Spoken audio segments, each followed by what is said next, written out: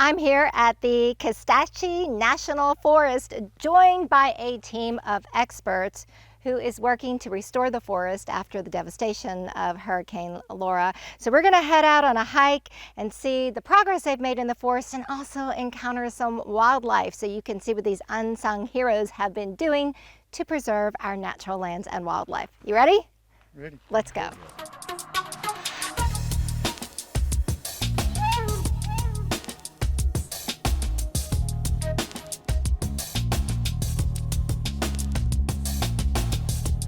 The woodpeckers will come in here and make them their homes. We'll climb these trees during nesting season to extract the babies, pull them out and get data and band them. Brooklyn Firks is a forester with the Kisatchie National Forest, trained as a tree climber. She's searching for the baby red cockaded woodpecker, an endangered species that lost much of its habitat to Hurricane Laura, which downed some 450 trees with woodpecker cavities. So from here, I can access the hole, capture the babies. Once I've captured the babies, I have another rope attached to me normally, and we will lower the babies down to the person on the ground. The person on the ground is responsible for banding, weighing, and collecting data on that baby. The woodpecker search starts on the ground as biologist Steve Shively inserts a small camera into the tree cavities looking for life. The two park rangers work in tandem to weigh and tag the baby birds and return the red cockaded woodpeckers to artificial cavities that rangers carved into trees as habitat.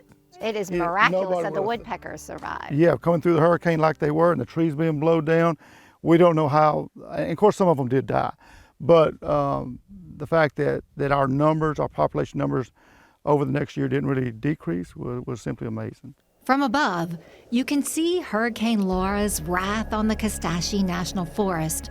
Longleaf pines downed and scattered like toothpicks, a huge loss to the forest ecosystem.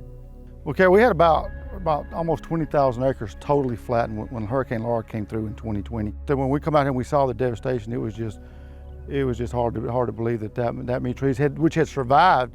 You know, these trees are close to, some of them 90, 100 years old, and they survived that long, and yet with Hurricane Laura, it knocked almost all this whole area flat. So flat that Hurricane Laura left parts of the forest looking apocalyptic, making it the ideal movie set for the film 65.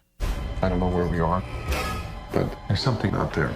They choose to shoot here, and so a lot of the scenes in the movie 65 with Adam Driver were shot right here on Kisatchie National Forest.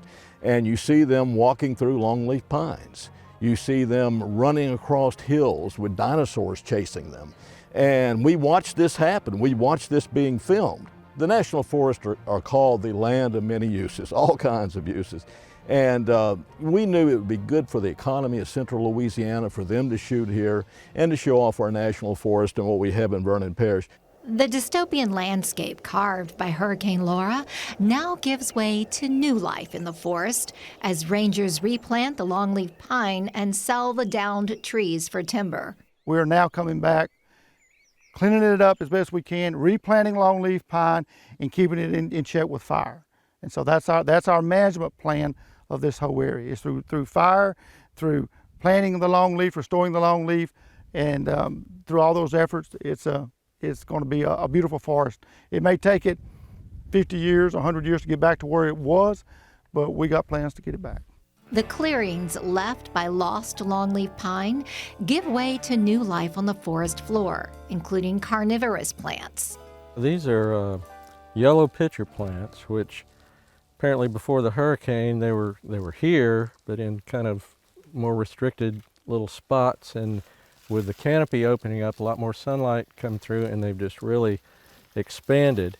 And so these are the leaves of the pitcher plant, and what happens is that insects are attracted to kind of a little sweet substance down in there, and they crawl in there, and a lot of times you can kind of see what's in their throat, see what they've eaten. Here you see Look a at few that. little insects in there, So, and you can see the little hairs that are pointing back. So this would be what's known as a carnivorous plant. Carnivorous plant because there's there's not a lot of nitrogen in the soil here, and so they supplement with insects the nitrogen. Wow, this one has a full belly. Yeah. Wow. Longleaf pine is native to the region, adapts well to a fire-managed landscape, and produces habitat for threatened wildlife. I have a Louisiana pine snake. Happen to have one here in my back pocket. So this is one of the endangered species that the forest works to foster. Yes, it was listed as threatened a couple of years ago. Wow. And this one was actually bred in captivity long before it was listed.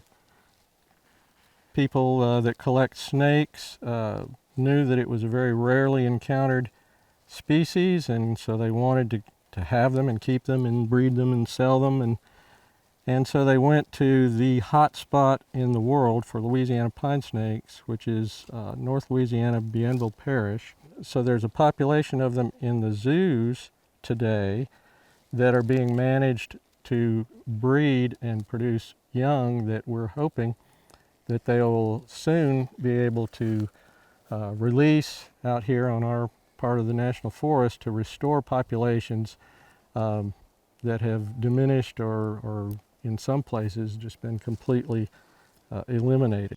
Root balls, the exposed tree bottoms that the storm uprooted and scattered around the forest floor, serve as new habitat in this evolving ecosystem.